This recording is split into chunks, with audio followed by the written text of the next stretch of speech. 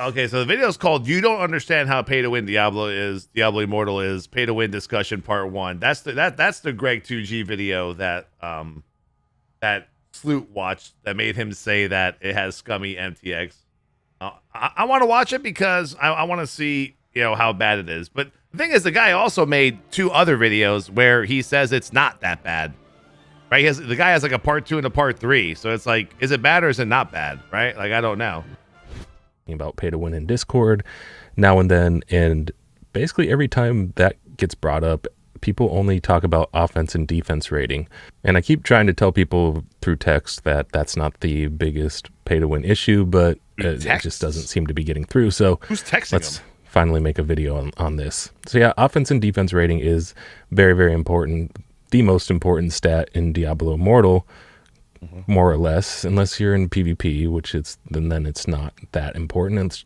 In PvP, your offense and defense rating gets capped at like 10% increased damage or 10% decreased damage, which is still a large amount, but that cap makes it automatically just not as important as some other stats in PvP. But yeah, people are basically taking a lot of copium based on the fact that legendary gems do give a large amount of offense and defense rating, but if you grind hard enough, eventually free-to-play players will catch up to whales on offense and defense rating. Eventually. Yeah, that is true, but yeah, there's still 2 other major issues with the pay-to-win that you will not catch up on. We'll talk about those in a moment. Okay. The conversation is pretty much wholly around legendary gems, though. Legendary gems are the #1 biggest issue and biggest source of pay to win in the game. And legendary gems do 3 things.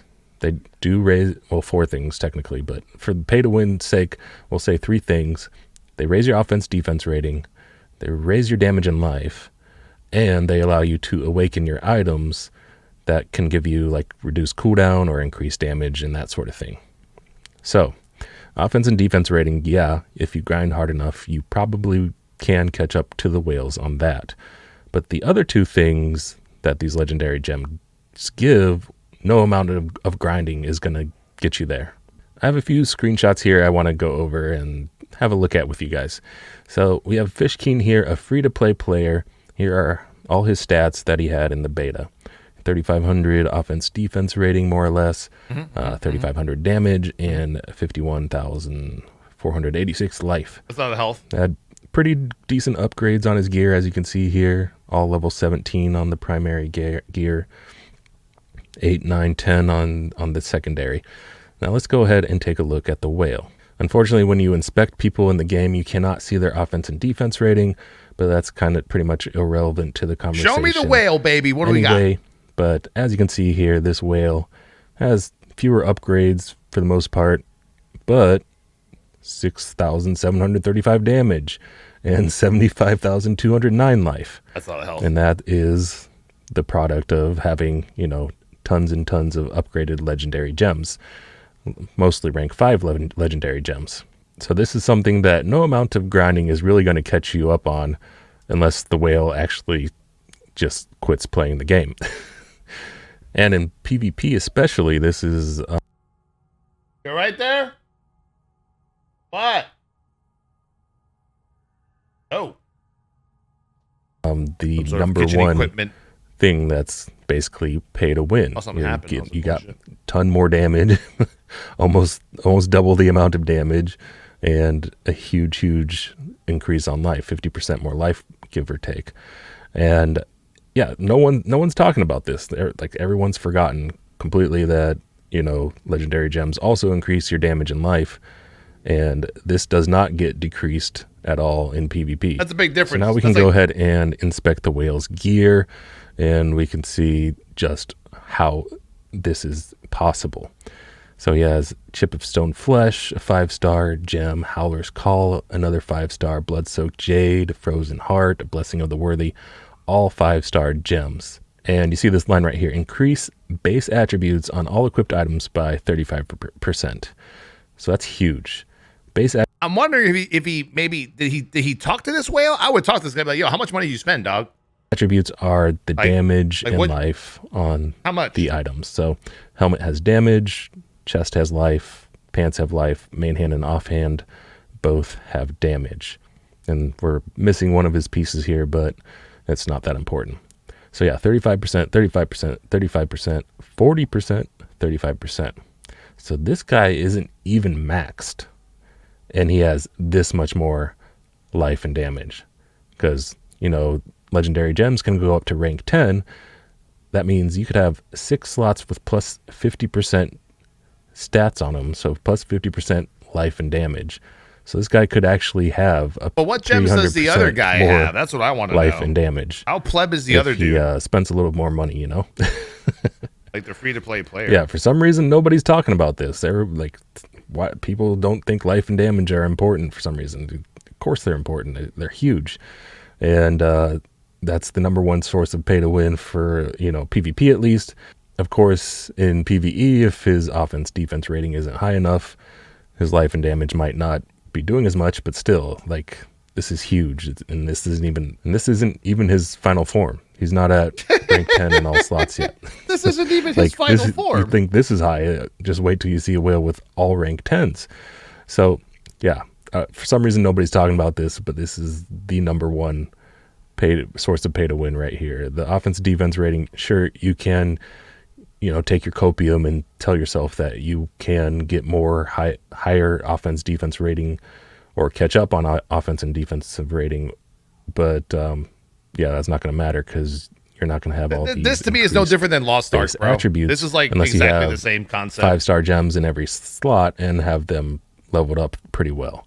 And yeah, you better hope you have like $50,000 or more dollars lying around if you want to reach that level. Now the third thing, and this is a little bit of a sneak peek at my Necromancer guide on maxroll.gg, is Awakening. So when you awaken an item, you can get cooldown decreases or damage increases. Lots of different nice bonuses. But they require a rank 10 gem. Luckily not a 5-star gem. It can be at 1-star gems. But a rank 10 gem to awaken. And even getting a rank 10 1-star gem took nearly every single legendary gem I had to put into one gem to get it to rank 10 by the end of beta. So 3 months worth of legendary gems to get one rank 10 1-star gem. Okay. So even as a free-to-play player, you actually, I almost forgot, you can't even do this as a free-to-play player. You can't, because first you do require the rank 10 gem, and then you require another item that costs 1,000 orbs to awaken the item with the gem in it. Anyway, yeah, you get some pretty nice bonuses from this. So as you can see here, the Necromancer chest, when you awaken it, you can get a bone wall cooldown decrease by 10% or bone armor cooldown decrease. Same with the legs. And you can do this on all 6 of your slots. So you could get up to, I think it was 30% cooldown decrease on bone armor or bone wall. I mean, can I get like 3% as a free-to-play player? I can do 3% on those. And if you saw any bone pillars in PvP, you can imagine how crazy it would be to have 30% cooldown on your bone wall. So this, yeah, completely behind a paywall. And yeah, this is huge, like huge cooldown decreases or even 30% damage increases depending on the skill that you want to awaken, or the legendary item you want to awaken, I should say. And yeah, no one's talking about this either, even though this is probably the worst part of the pay to win in the game, because you cannot do this as a free to play, at least in the beta. Hopefully they change that. They make this, they take the paywall down, make it able to be earned as a free to play player. But still, yeah, this is really huge too. Like cooldown decreases up to 30%. Hell yeah. Like who wouldn't want that? I want that. So yeah, guys, put your copium away. We need to keep complaining about the pay to win in the game. A lot of people are just taking their copium and just trying to accept the fact that it's there, and we just have to keep complaining. And just look at Lost Ark. A lot of people were complaining about how pay to win that game is. They're making changes over there. Oh, please. If we complain enough, it's they still will the make same. changes. Come on, man. Stop it. Just complain a lot. Stop keep complaining. Put the copium away. The pay to win is way over. Dudes in Lost Ark were hitting $14.90 in the first month after spending like 10 G's, dude. Like cosmetics that they will be making tons and tons of money off anyway. Like there is absolutely no reason that there should be so much pay to win in this game when they have put so much work into all these cosmetics. Like I'm buying all that shit. Kind of disgusting. I don't care about no legendary gems. I want to look good on my Crusader. And when they could have easily that's the good one right there. Scroll back up, dude. Made profits just from these amazing cosmetics. Oh my God. I mean, they are going to make profits from these amazing cosmetics. That's 100%. But they could have made enough, to be satisfied. But they're getting way too greedy. It's just way too greedy with their monetization. All right, now let's see the other video he had, which was.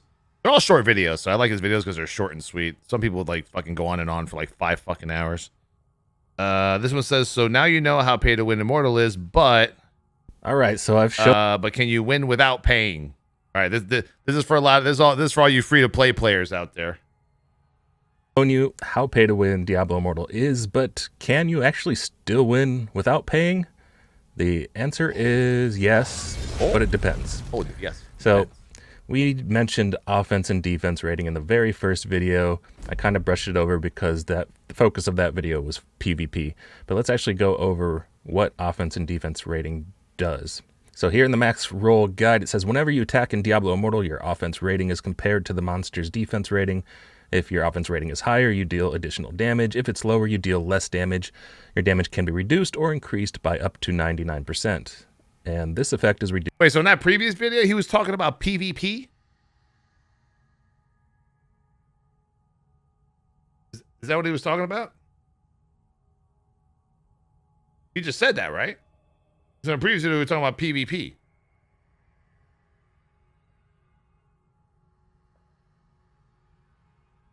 That's what he said. He just said it. Reduced to 10% in player versus player, which is basically why we wrote this stat off in the very first video, because it's not that effective in PvP. Okay, but PvP, yeah, in PvE, this is the most important stat in the game, the strongest stat in the game, and one of the main reasons you can actually win as a free-to-play player in PvE. And right here we can have a look at what it looks like in the game. You can see that shit about PvP, bro. Based upon about a 200 or so offense and defense rating difference, you're receiving 243% extra damage from the monsters, and you're dealing 77% less damage to the monsters. So that's a pretty huge difference just from 200 offense and defense rating. And by the way, I think these stats are going to be changed. We think these are going to be changed to combat rating. They're going to be combined into one stat called combat rating for launch. But we're just going to go ahead and use the stats the way that were called the whole time over the last couple of years. Now, where does offense and defense rating come from?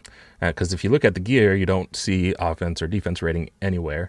Nope. But that's because every single point of these top attributes counts as one offense and defense rating. Oh. So for this right here, you would get 57 times 2 offense and defense rating. And this right here, you're getting like 205-ish offense and defense rating from all these. I thought I was bad at math, and this is where the grind comes in. This is where you can actually win against people that spend a lot of money or don't play the game a whole lot. Because you see right here, this one only has 2 attributes. 99% of your drops, this is just a rough guess, I'm not sure the exact percentage. 99% is a lot, bro. I'm guessing about 99% of your drops will only have about 2 of these attributes. Very rarely you can get drops that have 3. So if you're grinding a lot, and I did see people in beta that had every slot with a triple attribute on the top here, and you can get triple on the bottom. This one does. This one only has 2, so you can get triple triples, the legendary triple triples.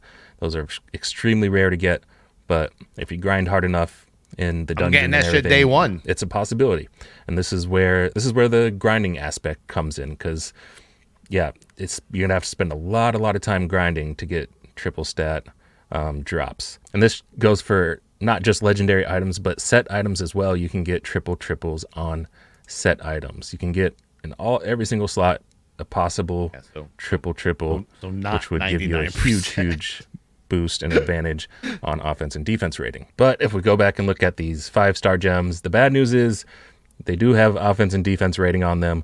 So at launch, the whales will have a huge offense and defense rating advantage.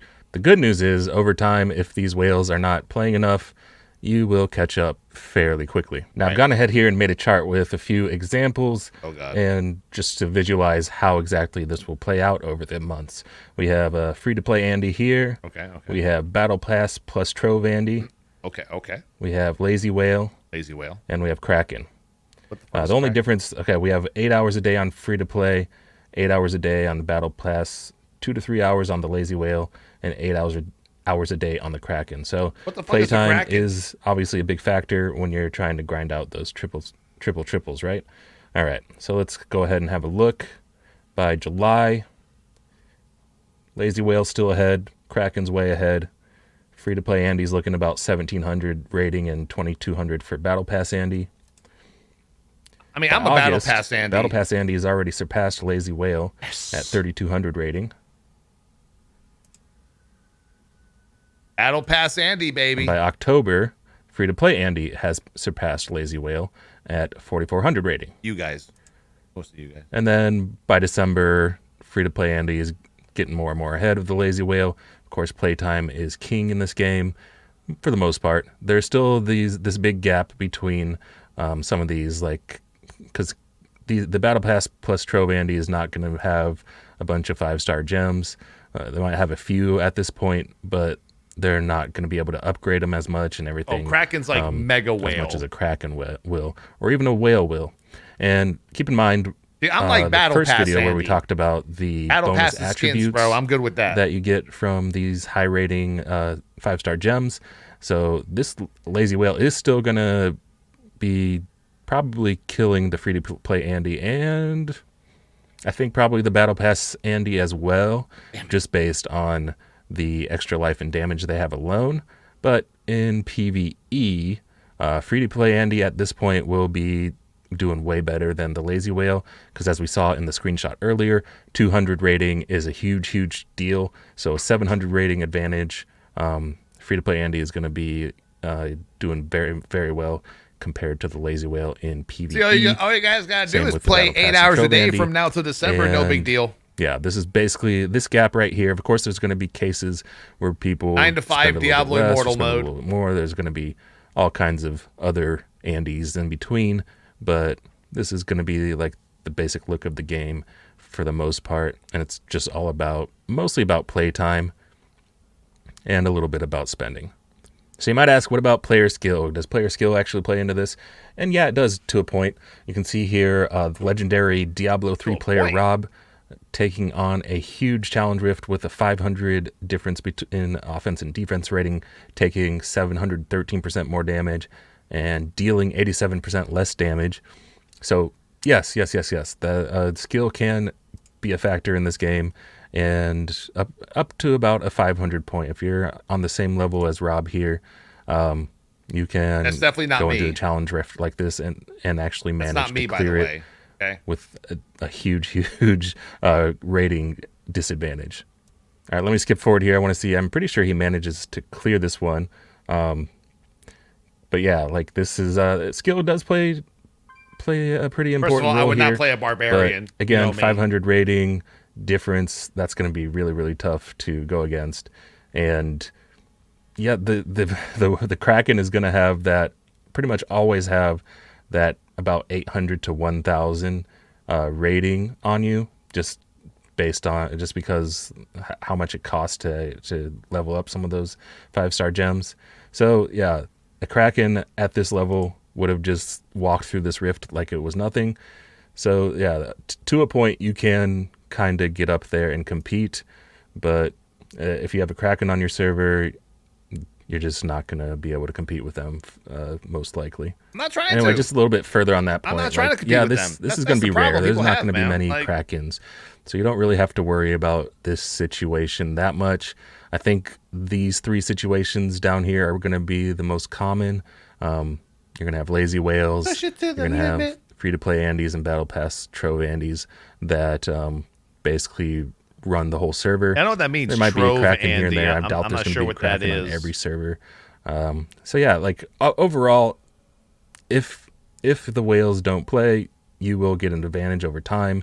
And of course, there will also be whales that do play 8 hours a day that will fall in between these gaps as well. And that's going to be something we're going to have to deal with. But for the most part, I think in PvE, things will be pretty even on most servers. That's good. I don't think you're going to have too many people. That's what I'm looking for, really. I mean, above this level. I'm not playing right Diablo here. Immortal the PvP. It's possible to happen. It probably will happen, but it's going to be very rare. I don't think we really need to worry too much about this up here. So overall, yeah, you can win in PvE as a free-to-play or low spender if you grind enough. PvP, well, I don't know. We'll see if they make changes on that. Yeah, see, I don't know. Like, I feel like a good video though from Greg there. I mean, I think he's a PvPer, right? I mean, that's what I'm getting. Is that he seems to care about the difference in the whaling between PvP players, right? And that is why Lost Ark is not as bad to people, even though it's the same whaling, right? And Lost Ark PvP is normalized. And that's the only part that hardcore players didn't want the whaling affecting in Lost Ark was the PvP. Like if Diablo were to make Immortal were to make PvP equalized, then it would be fine. But see, that's the thing to me. I don't understand where this concept is that I'm trying to compete in a PvE level to another player. They don't concern me. They never have. I don't care what they're doing. I'm not sitting there in the middle of a town inspecting everyone and being like, oh, look at this fucking piece of shit. Look at this guy. You know?